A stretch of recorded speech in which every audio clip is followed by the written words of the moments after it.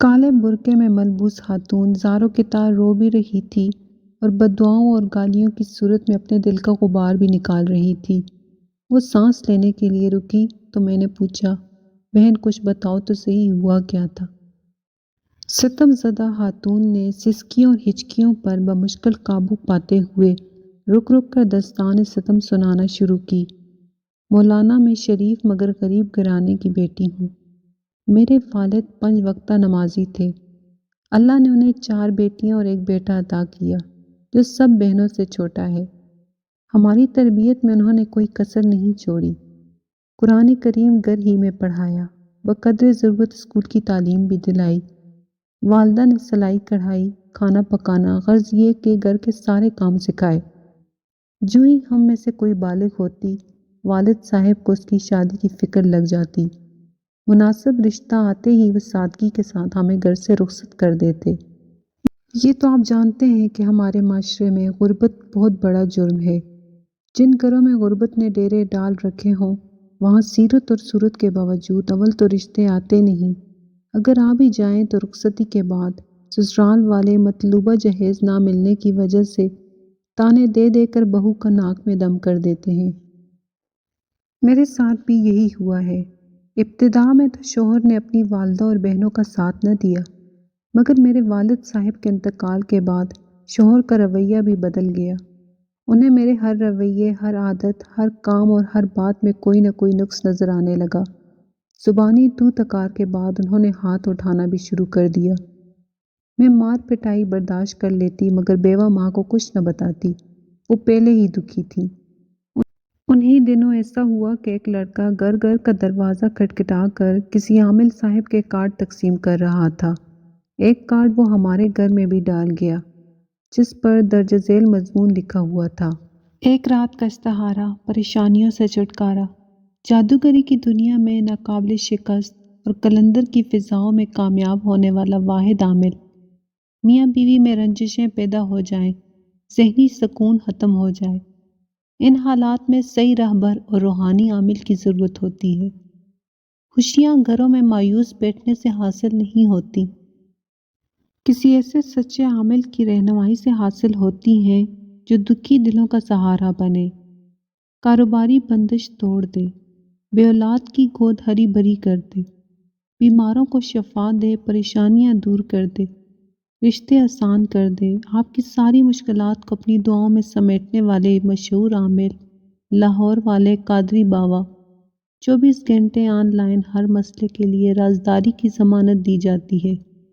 اس مضمون کے آخر میں موبائل نمبر تحریر تھا۔ میں کبھی اس کارڈ کو دیکھتی، کبھی والد صاحب کی تعلیم و تربیت یاد آتی کہ اللہ کے سوا کسی کو حاجت روا اور مشکل کشا نہ سمجھنا۔ پھر جب اپنے سسکتے، بلکتے اور انگاروں پر لوٹتے روز و شب کی طرف نظر جاتی تو خیال آتا کہ آزمانے میں کیا حرج ہے۔ شاید میرے شوہر اور ساس کا رویہ بدل جائے اور میرے لیے شفقت و محبت کا جذبہ ان میں جاگ اٹھے۔ کافی دنوں تک دل و دماغ میں کشمکش سی رہی۔ بالآخر میں نے ڈرتے جھجکتے بابا جی کا نمبر ملا ہی دیا۔ جواب میں انہوں نے اتنی ملائمت اور اخلاق سے گفتگو کی کہ میں متاثر ہوئے بغیر نہ رہ سکی، یا شاید متاثر ہونے کی ایک وجہ یہ تھی کہ بہت دنوں بعد محبت کے 2 بول سننے کو ملے تھے۔ انہوں نے میری گفتگو سنتے ہی یقین دلایا کہ بہت جلد حالات نارمل ہو جائیں گے، بس پہلی فرصت میں ملاقات کر لیں۔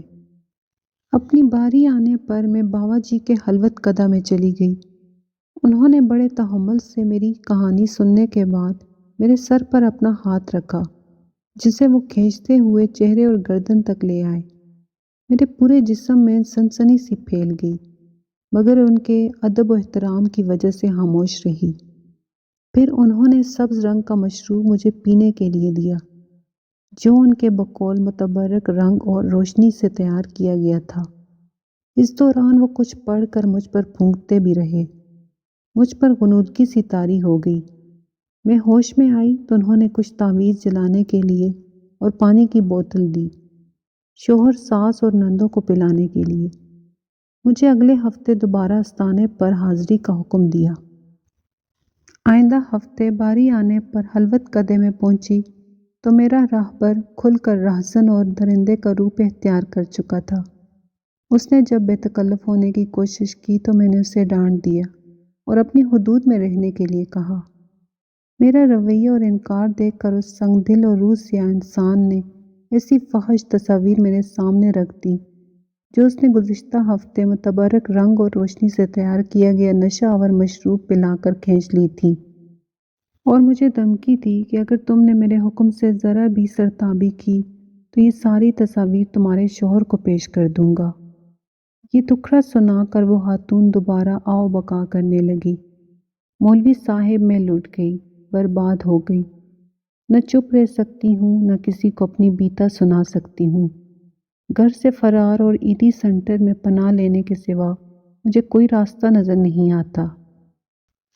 اللہ کے واسطے ایسے بابوں اور جعلی عاملوں کی منحوس حرکتوں سے عوام کو آگاہ کیجیے۔ ان کے بھیانک چہروں پر پڑے ہوئے مقدس پردے نوچ ڈالیے تاکہ وہ کسی دوسری بہن اور بیٹی کی عزت و ناموس سے نہ کھیلیں۔